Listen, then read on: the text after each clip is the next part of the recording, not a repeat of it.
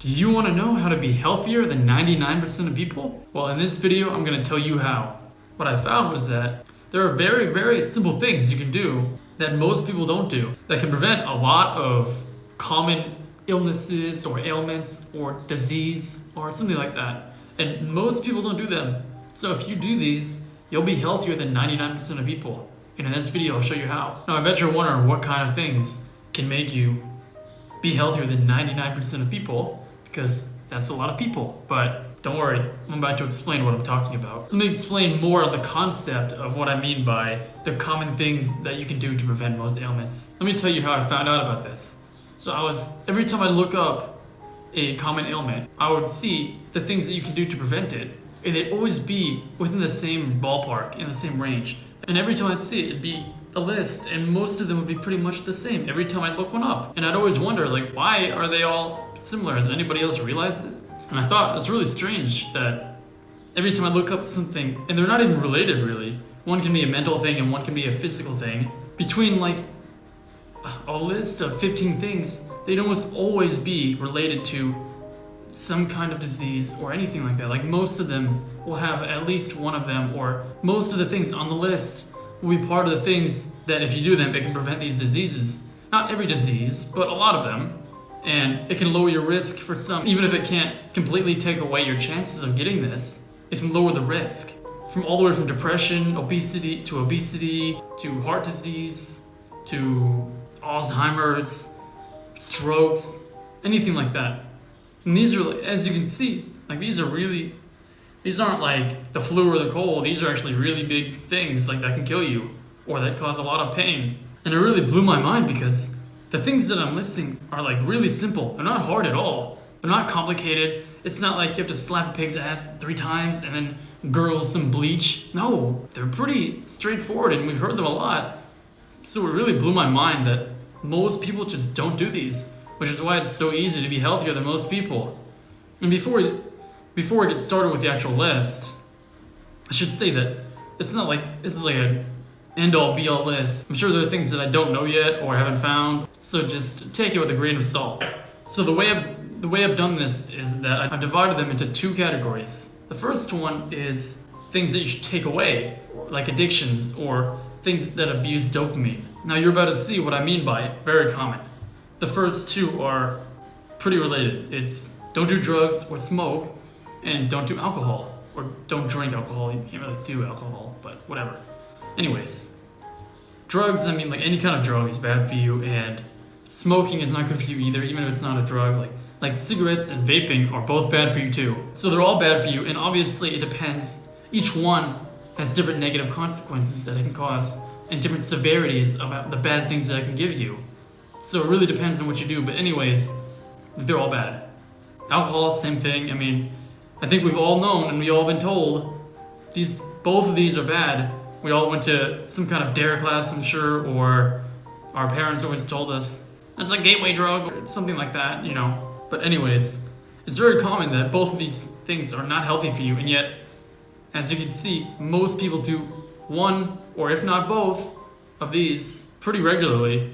This next one is a little different than those, which is it's that you should reduce your time on social media. Now, on the surface, that may not seem as bad as drinking and smoking, but that's because it comes with a lot of other problems that are different. They're not as physical, they're more mental, which you can't focus as much, you become addicted to this stuff and it wastes much of your time. It can cause depression, it can cause you to not be able to get anything done. Not being able to focus on something is a big problem. And you can know this because anytime you try to do hard work or homework or something like that for school, anything like that, when you're addicted to social media, you'll know this because I had the same thing when I was, which is that whenever I try to do homework or write an essay or get stuck on a hard problem, my mind would be like, no, I don't want to do this. Let's just go back to the phone. And I would just find myself opening my phone and going to Instagram or something like that. That's what I mean. Your mind has been trained like a toddler to just get a free hit of dopamine every time you scroll down on the phone. And so anything that comes hard, you don't want to do, and it can really ruin people's lives. So it's a different kind of thing. And the next one is kind of related to that too, which is caffeine. It's not that bad, but caffeine also after you take that, instead of being at a baseline, if you take it, you go up for a while, but then eventually you have to come down. So it can cause your energy and mood to like change a lot. And then when you stop taking it or drinking it, you go in kind of a withdrawal. So it's not as bad as like the drugs or the alcohol probably, but it still does cause some other problems too. All right, the last ones are about stress. Most people, they know stress isn't good and they don't like being stressed, obviously. Nobody wants to feel stressed. But actually, it has some physical things that it can do to you, like losing hair. And if you've ever tried to gain muscle in the gym, people will always tell you that you shouldn't be stressed, because if you have stress, any kind of stress, it will make you gain less muscle. It actually has a physical impact on you. So being stressed isn't good, you need to limit that. And also having bad relationships, which is kind of related, because if you have bad relationships and bad people around you, it can kind of cause you to be stressed out and not as happy. All right, now let's move on to the final one, the final category. And I'm sure most of you can guess what kind of category this is. It's just the opposite of addictions and taking stuff away from your life, which is putting stuff into your life. I'm gonna go over the really, really fucking basic, like the ones you learn in kindergarten when you're a baby. Get good sleep every night, eat well, and exercise often. Everybody knows these. I don't really have to explain them, but pretty much doing these will have a massive amount of health benefits. Okay? The next two are related to getting sunlight, and that one is to go outside and get sunlight.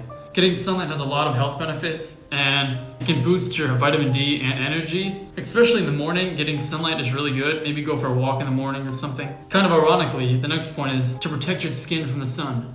If you get too much sun, as in like sun damage, for when your skin is unprotected from the sun, it can cause a lot of skin problems.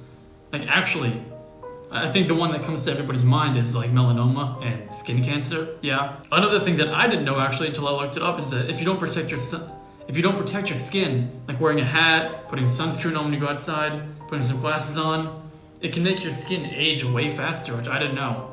So unless you want to look like a raisin when you're 30, then you should start protecting yourself when you go outside. So pretty much go outside, but protect yourself and be smart when you do. This one, it should be obvious, but it's actually a little deeper than you may think, which is to drink water.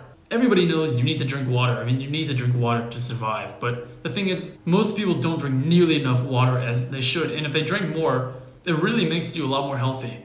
And there's a lot of health benefits. The amount of water that most people need is either 3.7 liters per day or 15 cups. Most people don't even track how much water they drink though, so I'm sure they won't even know. But to be safe, you probably need more than you're already drinking. All right, finally, the last point is about social media addictions. Meditation is like the opposite of that. It helps you focus. Meditating, I know it sounds like some hippy-dippy Indian guru shit, but it has a lot of mental benefits actually.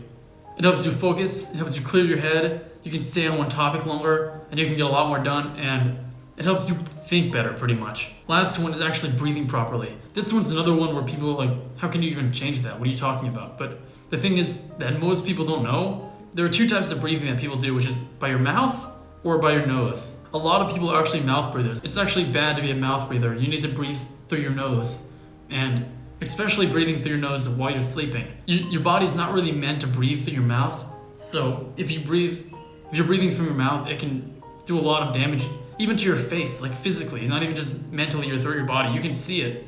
If you don't breathe through your nose, it can change your face. For whatever reason, it can cause more cavities and dental problems. But yeah, there are a lot of benefits to breathing through your nose. But yeah, anyway, make sure you're breathing properly through your nose. All right, that was my entire list. And if you do all of these, you'll be healthier than 99% of people. All right, that's it. Scram.